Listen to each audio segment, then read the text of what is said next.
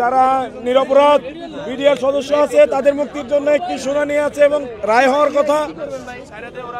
আমরা চাই যারা নির্দোষ বিডিআর সদস্য জেলের ভেতর এখনো নিরপরাধ হওয়া সত্ত্বেও পচে মরছেন, তারা যেন দ্রুত মুক্তি পান, এটি আমাদের অন্যতম দাবি।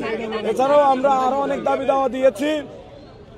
সেই দাবি দাওয়াগুলোর আলোকে আমরা প্রধান উপদেষ্টার হাতে একটি স্মারকলিপি পৌঁছে দেব এবং ফ্যাসিস্ট হাসিনার আমলে যেভাবে পিলখানা হত্যাকাণ্ড ঘটানো হয়েছে এবং পরবর্তীতে একটি স্বাধীন সার্বভৌম যে প্রতিষ্ঠান বাংলাদেশের সীমান্তের প্রতিরক্ষা বাহিনী, তাদেরকে দুর্বল করে দেওয়া হয়েছে, তাদের সাথে যত প্রকার অন্যায় অবিচার হয়েছে সেগুলো নিয়ে সামগ্রিক একটা স্মারকলিপি। এখন কত সদস্যের প্রতিনিধি দল যাচ্ছেন আপনাদের এবং এখানের কর্মসূচিটা কি হবে সেটা আমরা 9 সদস্যের প্রতিনিধি দল যাচ্ছি।